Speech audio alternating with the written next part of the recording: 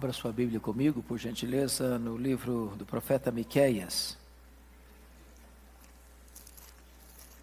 Profeta Miqueias, capítulo 6.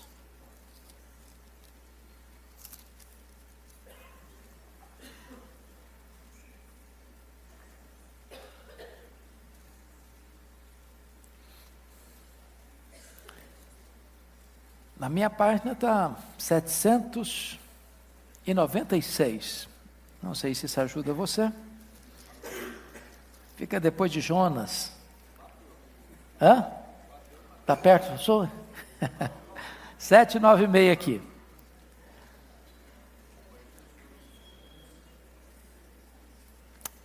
Pode ter certeza que tem na sua Bíblia. É só ter um pouco de paciência.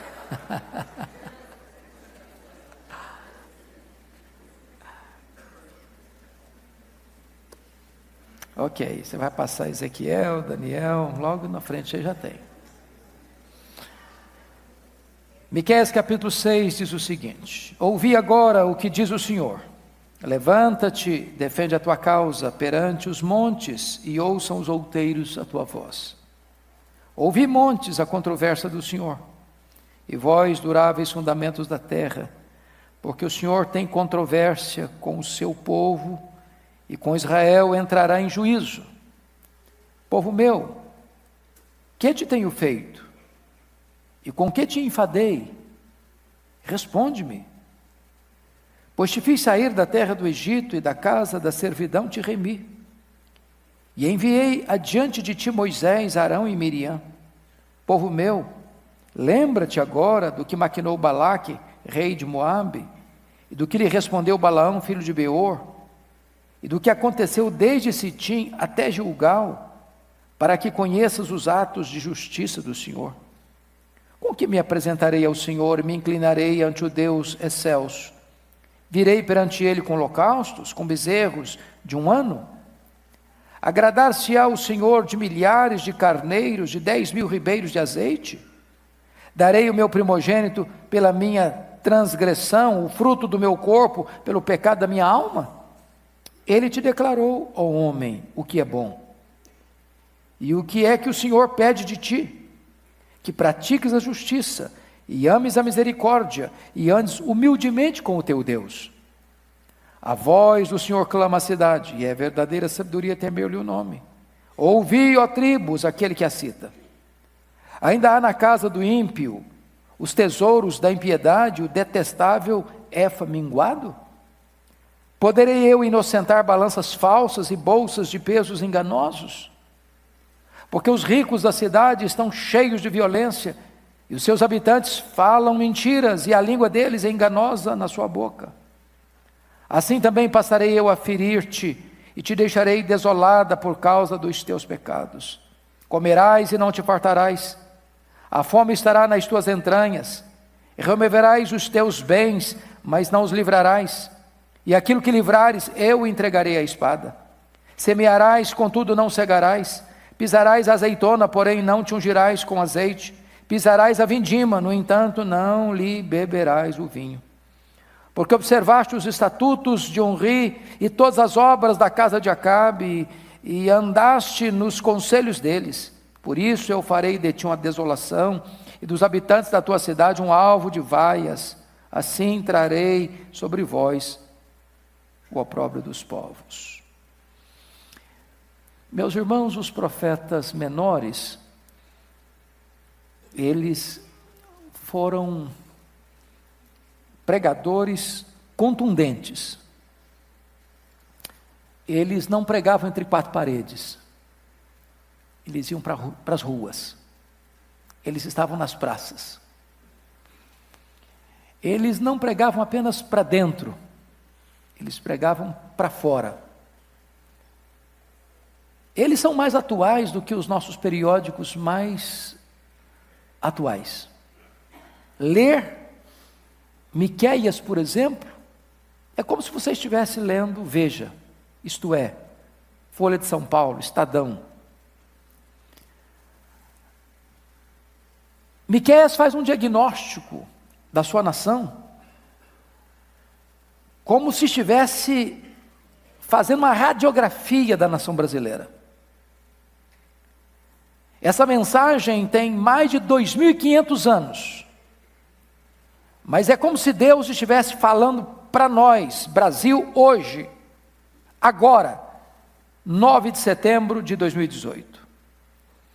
Eu queria que você, então, olhasse o diagnóstico que o profeta faz da sua nação, mas que nós, hoje, entendêssemos o diagnóstico que Deus está fazendo do Brasil.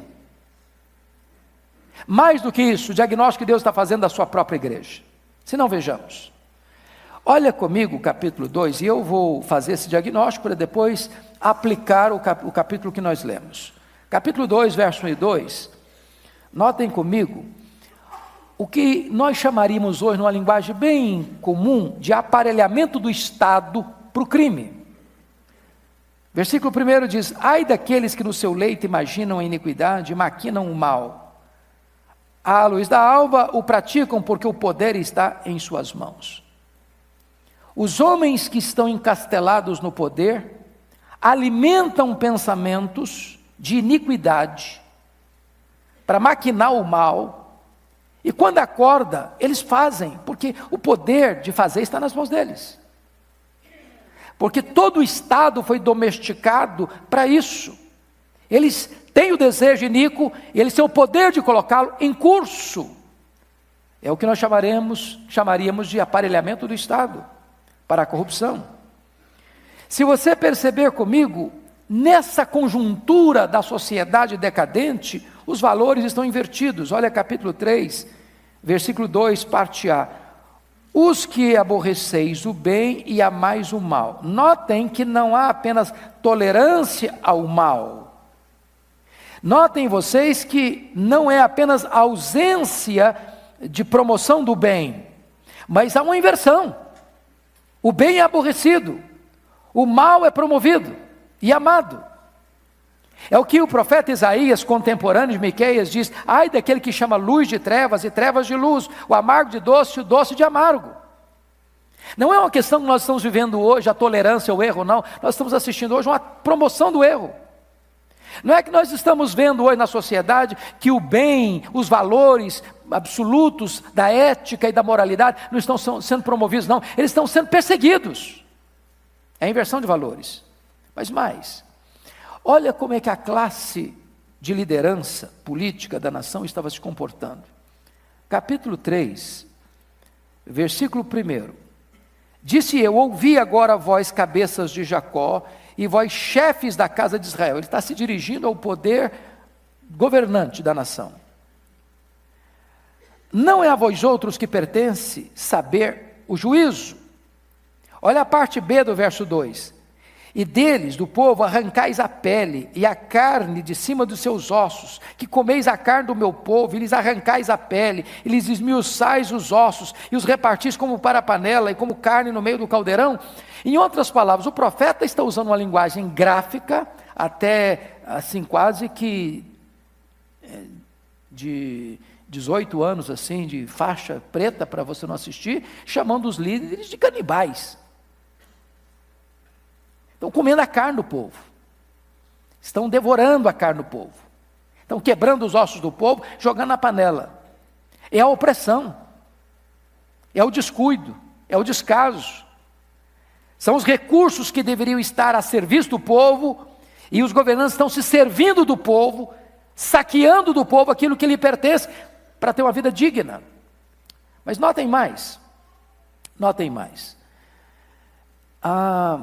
ele vai mostrar que nessa conjuntura, se você tem os poderes constituídos na contramão daquilo que foi instituído para tal, existe o poder judiciário, que deve fiscalizar as leis, que deve punir os culpados, que deve chamar a atenção para o exercício correto da lei e a execução da justiça. Mas como é que estava o poder judiciário naquela época lá? Veja comigo capítulo 3, versículo 11. Os seus cabeças dão as sentenças por suborno. Gente, eu não estou falando do Brasil. Eu estou falando de Judá, há 2.600 anos. Mas quando o poder judiciário se corrompe, se entrega ao esquema também do suborno, da corrupção, da violência, do surrupiamento do direito, parece que se esvazia a esperança da nação. Mas como é que estavam esses três poderes? Agindo cada um no seu lado, sem saber o que está acontecendo aqui, sem saber o que está acontecendo lá? Não! Notem vocês o conluio dos poderes para o crime. Capítulo 7, verso 3. Confira comigo. As suas mãos estão sobre o mal e o fazem de que maneira? Diligentemente. Gente, você deve fazer o bem diligentemente. Mas as autoridades de Judá estavam fazendo o mal diligentemente. É o que nós chamamos hoje de crime organizado. O crime está organizado. Às vezes as forças do bem não estão. O crime está trabalhando diligentemente para a sua causa. Mas notem, por favor, seguindo a versículo 3, o príncipe exige condenação, o juiz aceita suborno, o grande fala dos maus desejos de sua alma, e assim, agora grife aí, e assim todos eles juntamente urdem a trama. Aí você percebe que existe um conluio dos poderes. Para quê? Para que a corrupção ande solta, para que a violência campeie, para que o direito do necessitado não seja dado a ele, para que os bens da nação venham para suas mãos e não para servir ao povo. Bom, quando você vê um cenário desse, você pensa assim, bom, mas existe uma reserva moral na nação. Onde está a reserva moral da nação? Na igreja. A igreja. A igreja é uma contracultura. A igreja não se miscui. A igreja não se mistura com as práticas da corrupção. Mas como é que estava a religião lá em Judá na época de Miqueias? Vejamos, por favor. Capítulo 3, versículo 5. Olha aí. Assim diz o Senhor acerca dos profetas que fazem errar o meu povo e que clamam paz quando tenho que mastigar, mas apregam guerra santa contra aqueles que nada lhes metem na boca. Ou seja, eles são pregadores da conveniência. Eles pregam para ganhar dinheiro. Eles pregam o bem quando dá dinheiro, quando recebem dinheiro. Eles pregam o mal quando o dinheiro não chega nas mãos deles. Eles venderam a sua consciência. Eles não são arautos de Deus. Eles são arautos da iniquidade. Mas olha, por favor, novamente, capítulo 3, versículo 11, parte B. Se os cabeças dão sentenças por suborno, olha, seguindo o versículo 11. Os seus sacerdotes ensinam por interesse, e os seus profetas adivinham por dinheiro. E ainda se encostam ao Senhor, dizendo, não está o Senhor no meio de nós, nenhum mal nos sobrevirá. Meus irmãos, quando a própria religião se corrompe, aquela que é embaixadora de Deus, aquela que deve ser a agência do reino para pregar a verdade, o evangelho, também se corrompeu, também se rendeu à iniquidade, ao lucro fácil e ilícito, a nação de fato está em decadência profunda. Vocês conseguem ver alguma coisa no Brasil parecido? Pregadores que se rendem ao lucro, igrejas que viraram empresas. Mas você diz assim, bom, quando os poderes constituídos se corrompem, quando a própria religião se corrompe, existe uma reserva moral. Essa não pode falhar. E essa reserva moral está dentro de onde? Da família. Da família. Mas como é que estava a família lá? Olha comigo, capítulo 7, versículo 6. Porque o filho despreza o pai, a filha se levanta contra a mãe, a nora contra a sogra. Os inimigos do homem são os da sua própria casa. A família está destruída. A família virou um campo de guerra. E aí você diz o seguinte, bom, então, a situação é difícil mesmo. Sabe qual a conclusão do profeta ao olhar para a sua nação? Olha aí, capítulo 7, versículo 2. Você pode ler comigo? 7, 2, vamos juntos? Pereceu da terra o piedoso, e não há entre os homens um que seja reto. Todos espreitam para derramar sangue, cada um caça seu irmão com rede. Note você que ele usa a expressão todo, todos. Não é uma leitura pessimista? Não é uma leitura negativa da sua nação? Não é um diagnóstico sombrio? Pois bem, amados irmãos, esta também é a realidade da nossa nação. Miqueias está falando para nós. Miqueias está nas ruas do Brasil. Agora, vamos voltar para o texto lido. Capítulo 6. O contexto diante do diagnóstico que o profeta faz da sua nação, é que agora, e preste bem atenção, que para Miqueias, a nação de Israel era a igreja era a nação. Agora ele vai mostrar que Deus não está passivo nem indiferente diante disso. Vocês acham que Deus está indiferente ao que está acontecendo no Brasil? Então olhe o cenário. Agora Deus convoca esta nação para uma audiência, para um júri, para um tribunal, para um acerto de contas. E convido você a entender o cenário aqui, onde a acusação é feita à nação. Primeiramente, versículo 1. Numa linguagem mais jurídica, eu não sou um jurista, por favor, se eu cometer algumas gafes aqui, em alguns pontos, vocês me perdoem, mas notem comigo, em primeiro lugar, que o promotor chama o réu.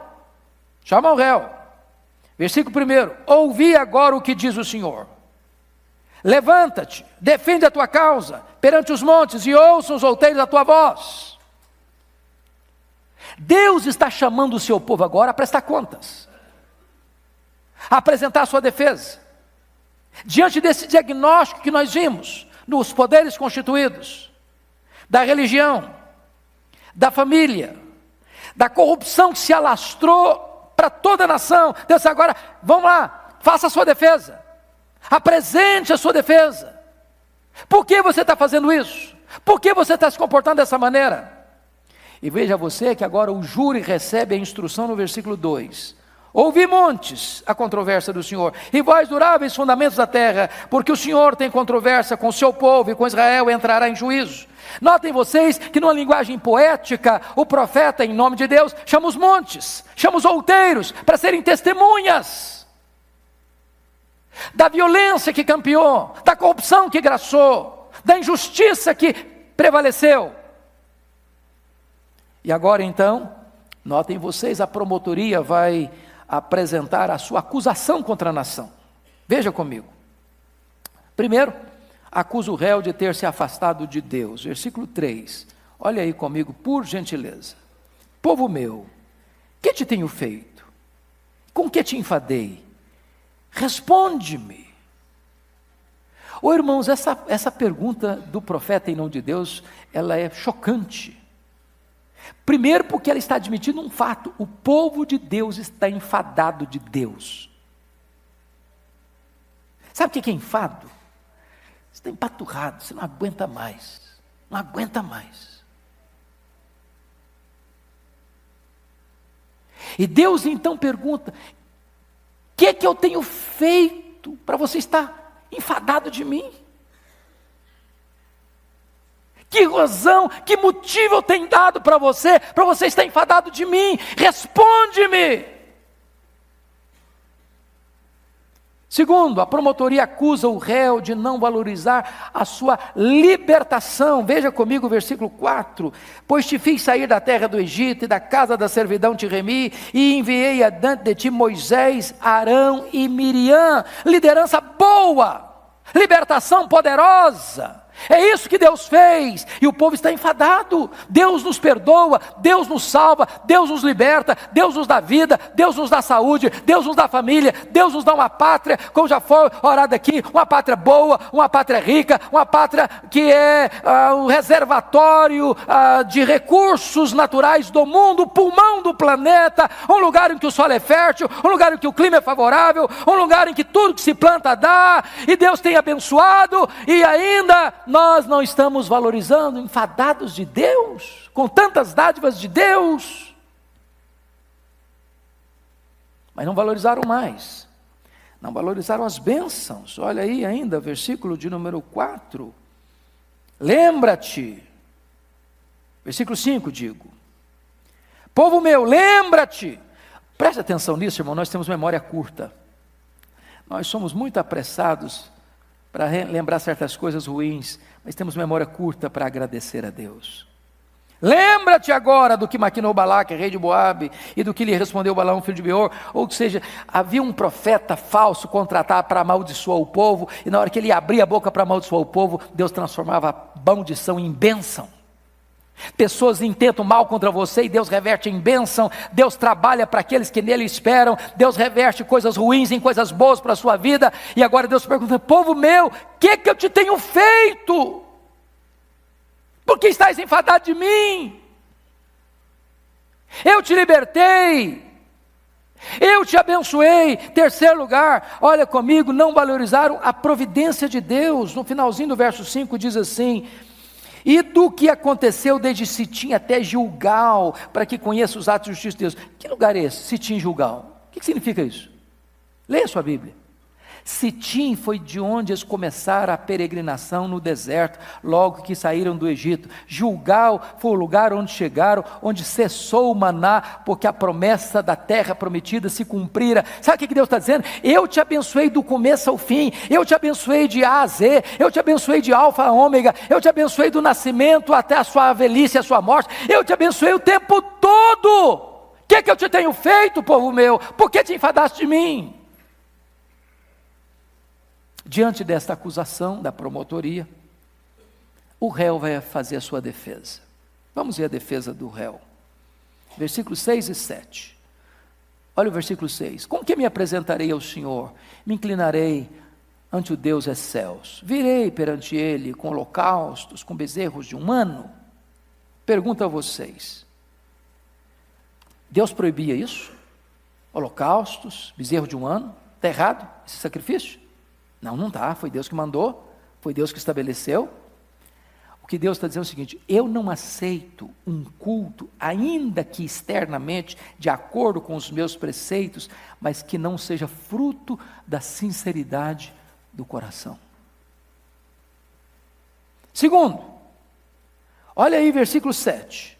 Agradar-se ao Senhor de milhares de carneiros, de 10.000 ribeiros de azeite.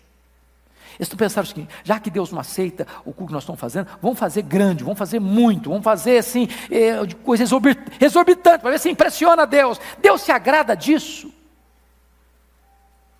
Terceiro, olha o finalzinho do verso de número 6, versículo 7, digo: darei o meu primogênito pela minha transgressão, o fruto do meu corpo, pelo pecado da minha alma. Ou seja, vamos fazer algo então chocante, vamos fazer um sacrifício, como as religiões pagãs fazem, vamos sacrificar um filho num altar para Deus. Não, Deus não quer um culto com formalidades, sem coração. Deus não quer exuberância, sem piedade. Deus não quer sacrifícios sem um coração humilde na presença dEle.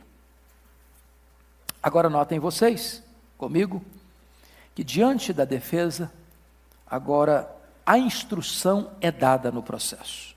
E a instrução está no versículo 8. Você pode ler o verso 8 comigo? Ele te declarou, ó homem, o que é bom, e que é o que o Senhor pede de ti: que pratiques a justiça, e ames a misericórdia, e andes humildemente com o teu Deus. Preste atenção, irmãos, aqui. Não tem nada mais perigoso para a nação brasileira, para a igreja evangélica brasileira, para você e para mim, do que nós substituirmos obediência por religiosidade. Os templos estão cheios. Então está tudo bem. O povo está indo à igreja? Então está tudo bem. Os políticos, os juízes, os homens que estão aí na proa do poder, frequentam uma religião, então está tudo bem. O povo é religioso, então está tudo bem. Não está tudo bem. Não está tudo bem. Porque a primeira coisa que Deus exige, está no versículo 8, é o seguinte: que pratiques a justiça. Não adianta eu dar glória a Deus na igreja, se eu pratico injustiça. Não adianta eu ler minha Bíblia, se eu pratico injustiça. Não adianta eu orar e chorar, se eu pratico injustiça. Não adianta eu frequentar a igreja 1000 vezes no ano, se eu pratico a justiça.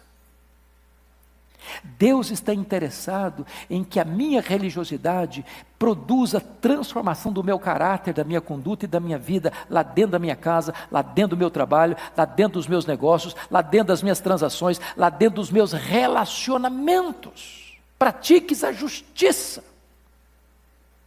Que mais? Que ames a misericórdia. Notem que a misericórdia não pode ser apenas praticada, ela tem que ser amada. Amada. E misericórdia, meus amados irmãos, é exatamente essa disposição de socorrer o necessitado, de estender a mão ao aflito, de jogar o coração na miséria daquele que está lá caído, sem esperança, sem chão para viver, sem teto para viver, sem pão sobre a mesa. Eu preciso exercer misericórdia para arrancá-lo dessa situação de adversidade. Eu tenho que amar isso. É além da justiça. É além da justiça. Mas o texto conclui algo maravilhoso: e andes humildemente com o teu Deus. Agora preste atenção, ninguém vai praticar a justiça, ninguém vai amar a misericórdia, a não ser que ande humildemente com Deus. É por isso que nós estamos aí diante de uma eleição, e nós vamos parar e perguntar uma coisa: aqueles a quem nós vamos eleger ou votar, têm temor de Deus? Anda humildemente na presença de Deus, ou não crê em Deus, ou luta contra Deus, ou não reconhece Deus? Porque preste atenção, no momento em que o ser humano arrancar Deus da referência da vida, ele se bestializa. No momento em que o Estado perder a noção de Deus, ele se absolutiza.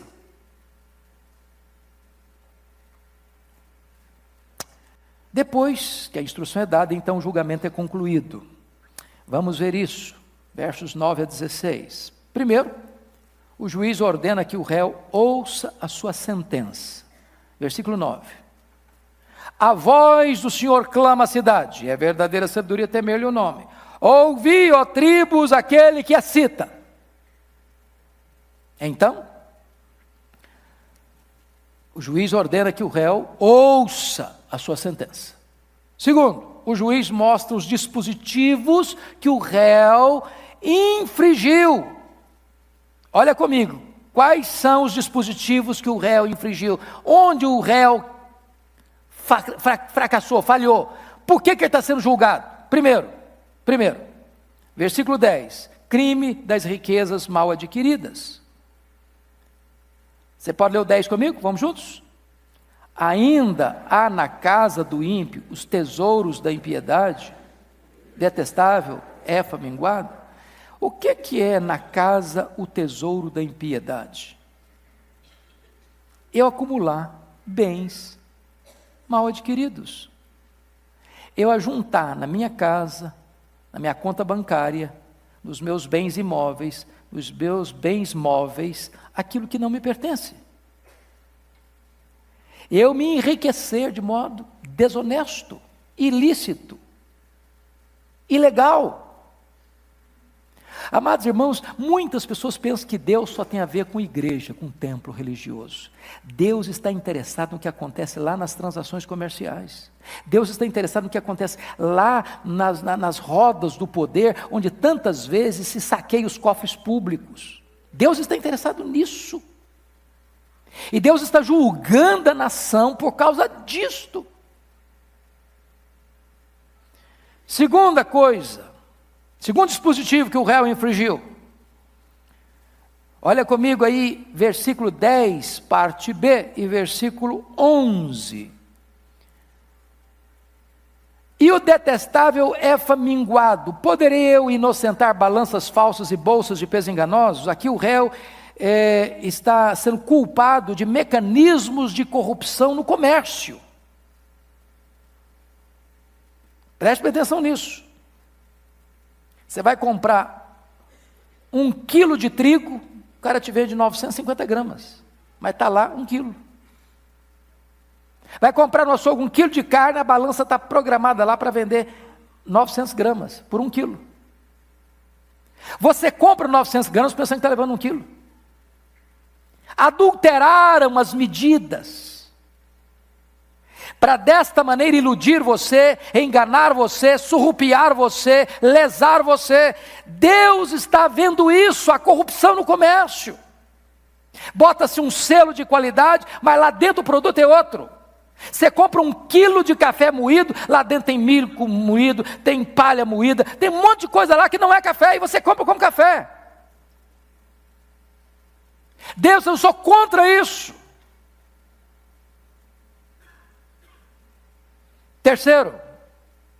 Terceiro, que dispositivo o réu infringiu? O crime da violência contra os pobres. Olha comigo, por favor, versículo 12. Você pode ler o 12? Vamos juntos? Porque os ricos da cidade estão cheios de violência, e os seus habitantes falam mentiras, e a língua deles é enganosa na sua boca. Se você parar para perceber, cheios de violência, é no sentido de que aproveita-se o poder para tomar o pouco que o outro tem, sem que ele tenha chance de se defender. Porque ainda que ele vá para os tribunais para reivindicar seus direitos, os juízes dão sentenças por suborno. Ou seja, o Estado foi aparelhado para beneficiar os fortes, e não aquele que tem de fato o direito. E o que Deus está dizendo, que quando você sonega aquilo que é do outro, você não está dando um tiro nele, você não está dando uma facada nele, mas você está exercendo violência contra ele. Amados irmãos, é tão grave isso, porque às vezes a gente pensa que dinheiro não tem nada a ver com violência. Tem sim, e muita. Pense você quando os recursos da nação são tirados do erário público, que deveria ir para os hospitais, para a segurança, para a educação, para a saúde, para as estradas, para isso e para aquilo, e uma pessoa morre lá na porta do hospital, aguardando uma fila enorme, não consegue ser atendido, ou alguém que tem uma cirurgia grave, precisa marcar daqui a 6 meses, quando chega a data o cara já morreu. Ninguém foi lá dar um tiro nele, mas lhe privando o direito que ele tem como cidadão.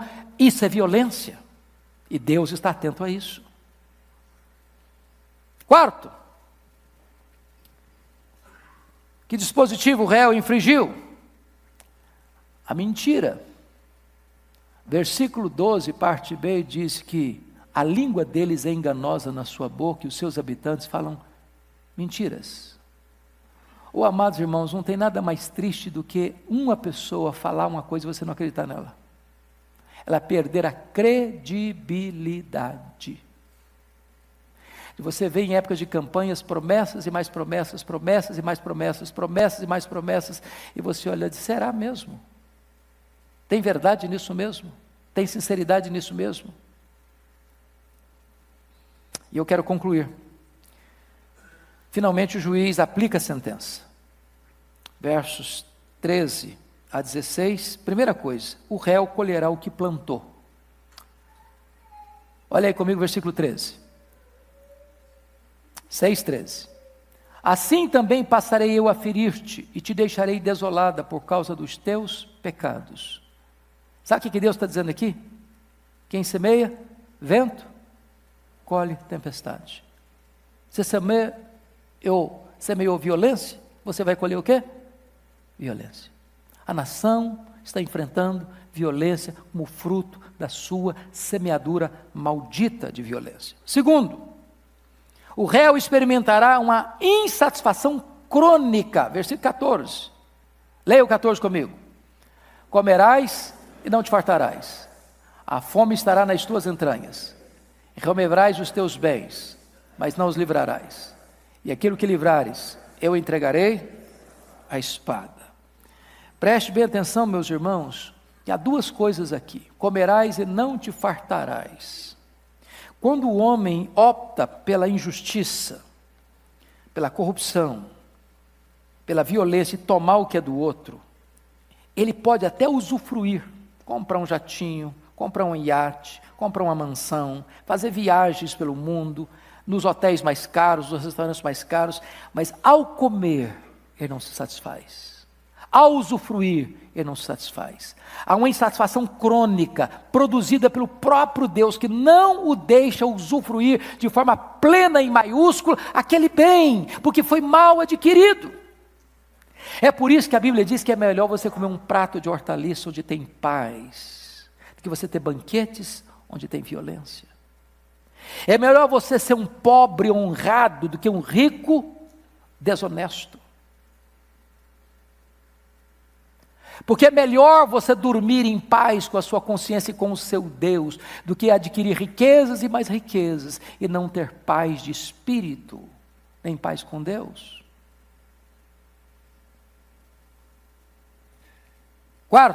Terceiro, o réu fará investimentos frustrados. Olha comigo versículos 15 e 16, parte A. Vamos ler juntos? 15. Semearás, contudo não cegarás. Pisarás a azeitona, porém não te ungirás com azeite. Pisarás a vindima, no entanto não lhe beberás o vinho. Porque observaste os estatutos de Onri e todas as obras da casa de Acabe, e andaste nos conselhos deles. Até aqui. Se você quiser saber quem é Onri e quem é Acabe, pai e filho, os piores da história de Israel. Os piores. Então, sabe o que o texto está dizendo? A pessoa semeia, mas não colhe. A pessoa pisa azeitona, mas não unge com azeite. A pessoa colhe a uva, mas não bebe o vinho. Deus não deixa a pessoa usufruir. Ele faz um investimento frustrado. E eu estou dizendo aqui, irmãos, não de frustração, de concretude. Porque o camarada que tem bens mal adquiridos, ele pode até usufruir. Eu estou falando daquela satisfação do coração, daquela paz interior, daquele deleite naquilo que usufruiu. Mas o grande aspecto aqui, agora é de juízo. Porque o ponto que o profeta está levantando aqui é o seguinte: tudo que foi adquirido por meio da violência, a Babilônia que está vindo sobre Israel, sobre Jerusalém, sobre Judá, vai saquear, vai levar tudo embora. Você pegou aquilo que é ilícito, aquilo que não é seu, pois aquilo que você pegou que não é seu, não vai ficar com você, porque vem a Babilônia, vai saquear tudo, vai levar tudo, vai espoliar tudo, vai levar tudo embora. Finalmente, o réu recebe a sentença do versículos 16, parte B.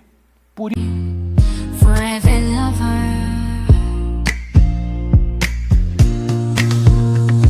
in the depths of the darkest night, your love shines through a guiding light.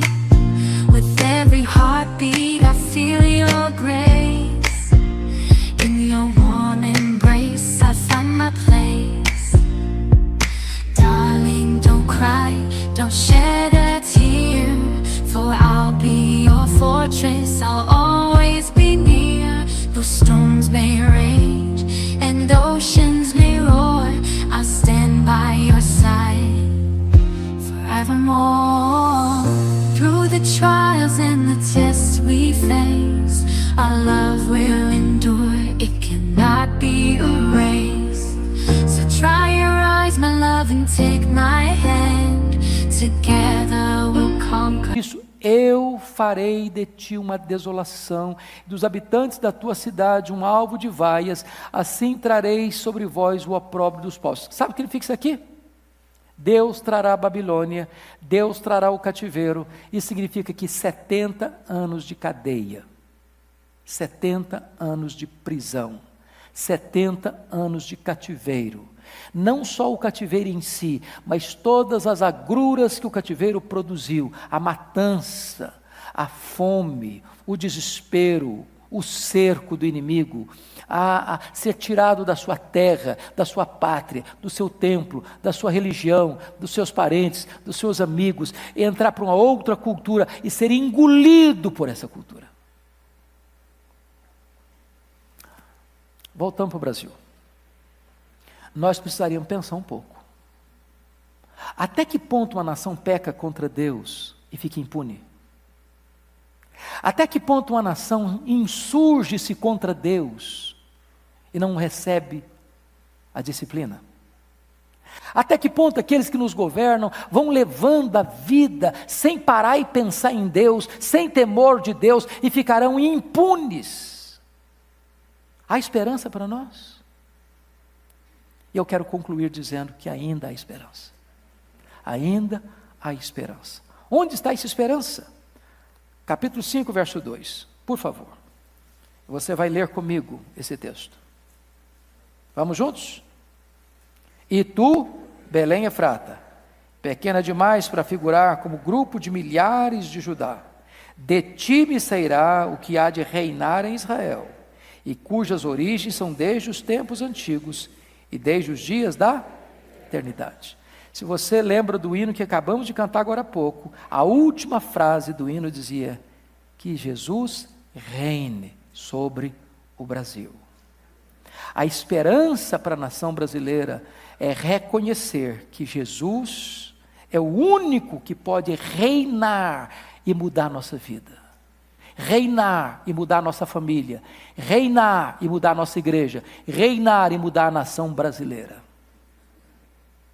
Que as autoridades ouçam isto e entendam que eles só governam debaixo do governo supremo de Cristo Jesus, nosso Senhor. Segunda esperança, irmãos, está no capítulo 7, versículos 18 e 19. Vamos ler todos juntos, por favor. Vamos juntos? Quem, ó Deus, é semelhante a ti, que perdoas a iniquidade e te esqueces da transgressão do restante da tua herança?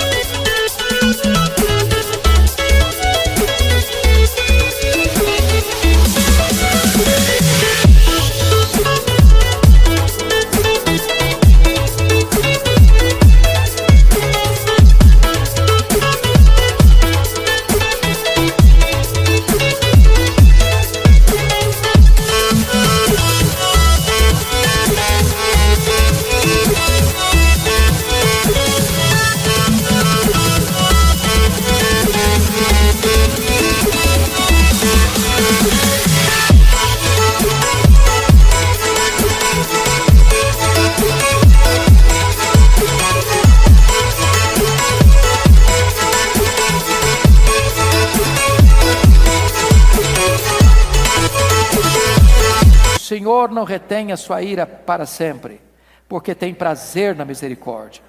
Tornará a ter compaixão de nós, pisará aos pés as nossas iniquidades e lançará todos os nossos pecados nas profundezas do mar.